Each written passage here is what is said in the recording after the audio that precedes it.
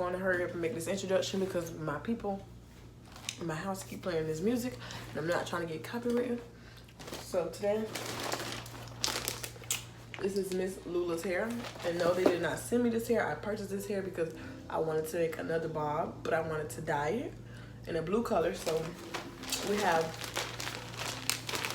this 6x6 closure unit.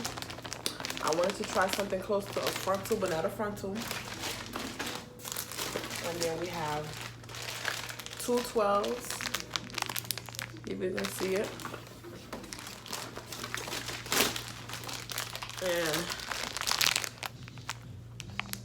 And a 14-inch. So we're gonna stack it backwards. So it's gonna be 14, 14, 12, and 12. So it gives it a little bit more volume and definition.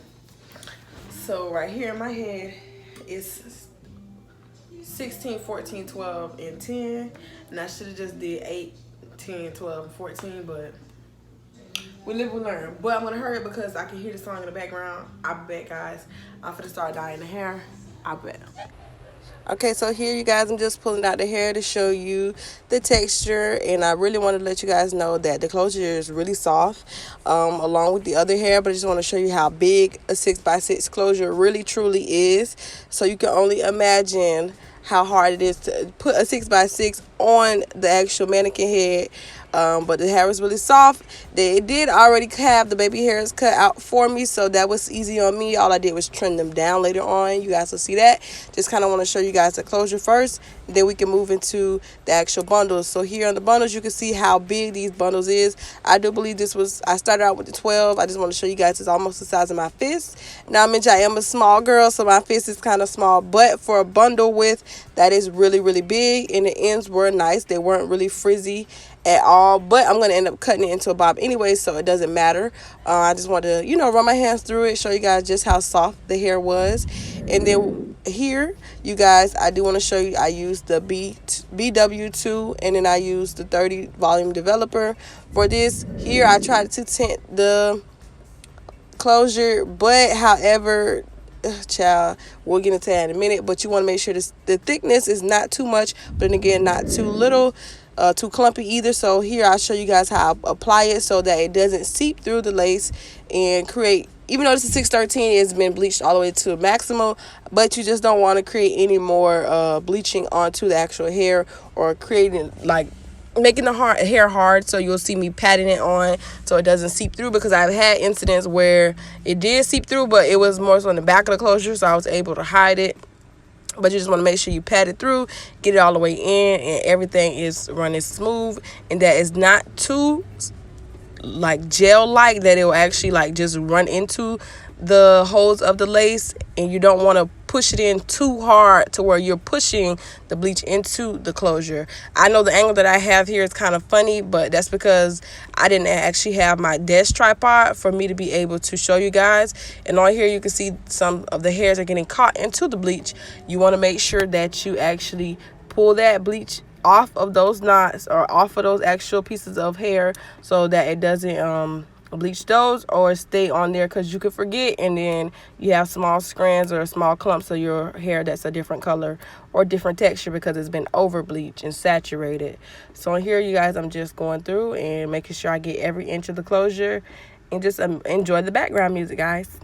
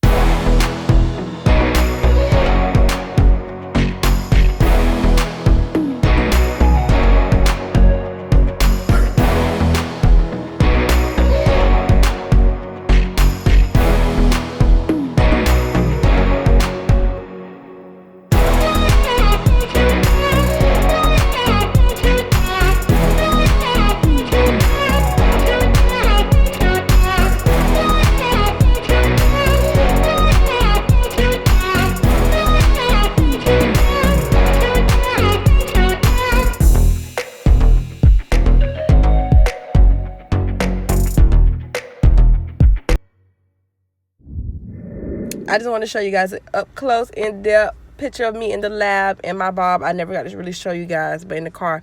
But in the next clip, you guys can see how much I have left over of the bleach. Don't like to normally waste it. However, we have the closure on top of the foil because in the couple minutes, I'm going to actually fold it over and leave it to sit there for about 20 minutes to kind of tint the lace.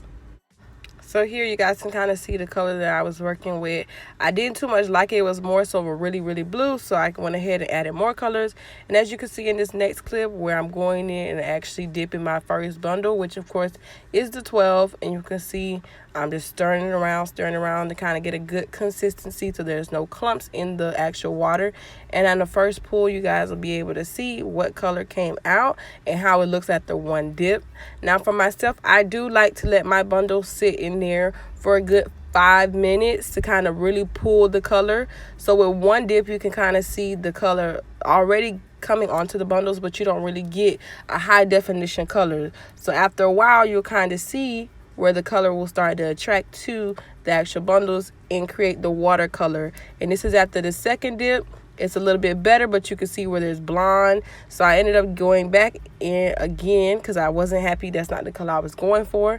So I dipped it a few more times, and I'll be back when I actually let it sit for a while.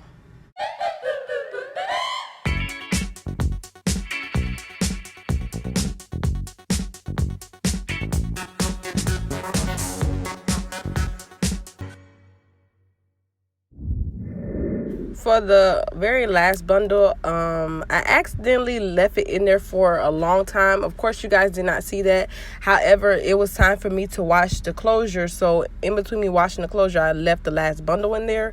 So you guys can kind of see now me going ahead and dyeing the closure. But that's the reason why the third bundle is a lot darker. It's because it sat in there for over 10 minutes. So the longer the color sits in there, the more it pulls and holds on to those different colors that are sitting in the water.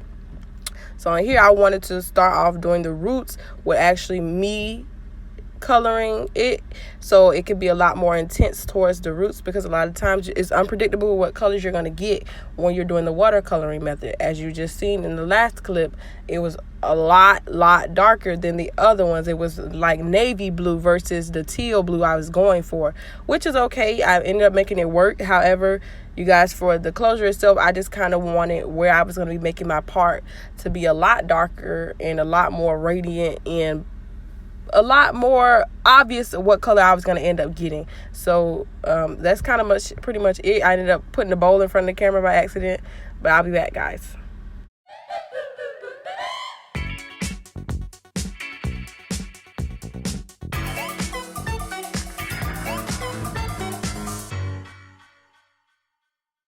So guys, I was so worried I was going to end up bleaching the top of the lace because the way I was combing it, it was splashing onto the top.